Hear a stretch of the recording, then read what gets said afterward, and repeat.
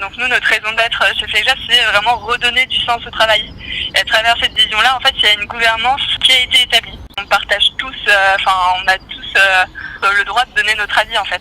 On a du coup 3 cofondateurs qui sont associés avec 2 personnes qui sont issues d'ETI lyonnais. Ces 2 personnes d'ETI ont rencontré en fait Jérémy Bataille, qui est vraiment le fondateur de FlexJob, et qui ont partagé en fait ce même constat en disant oui, on croit vraiment que à l'autonomie, à la coopération, à la responsabilisation des collaborateurs pour plus de bien-être, plus d'épanouissement dans le monde du travail, mais le travail tel qu'il est dans notre quotidien de travail.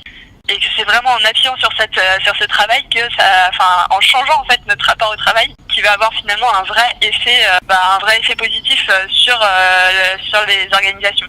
Je voulais te demander, en fait, au sein de FlexJob, du coup, quelle est votre vision sur le travail d'ici 10-15 ans? Comment est-ce que vous voyez le travail en France?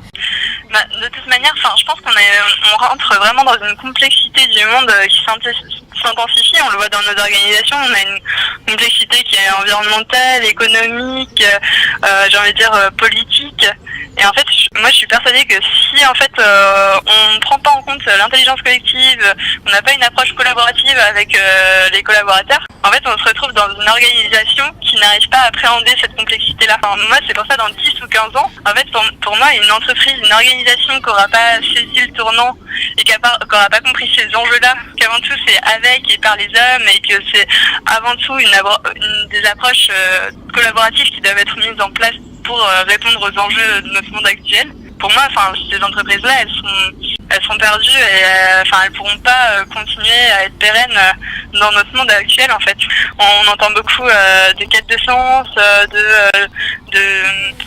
on voit beaucoup de personnes qui se posent des questions dans leur job du quotidien sur le sens de leurs actions, sur finalement je comprends pas à quoi je sers. En ayant des organisations qui comprennent aussi ces enjeux-là, ce facteur humain, ça va permettre d'avoir une organisation qui répond aux aspirations individuelles et collectives, en fait. Tu penses que ça pourrait être intéressant d'intervenir au sein des structures éducatives pour modifier la vision du travail que, entre guillemets, on nous impose? Je pense que ça peut être utile, mais il faudrait vraiment avoir ce côté faire et expérimentation. Dans ce cas-là, il faudrait revoir vraiment le schéma, pour moi, de l'éducation. En fait, nous, ce qu'on dit souvent, c'est que le chemin à parcourir est finalement autant, si ce n'est pas plus important que l'objectif qu'on attend, puisque c'est cette manière de penser et de faire les choses différemment qui va t'amener finalement à réfléchir et à penser et aborder finalement le travail différemment aussi. Il faudrait mettre en place en fait un chemin à parcourir qui soit aussi différent. C'est-à-dire avoir des ateliers d'intelligence collective, avoir comment est-ce qu'on prend des décisions, c'est-à-dire quoi, arriver, finalement faire tomber aussi le max qui est arrivé avec plénitude aussi dans nos structures scolaires. Donc ce serait vraiment aussi appréhender et vraiment faire en fait, avoir vraiment cette logique de faire.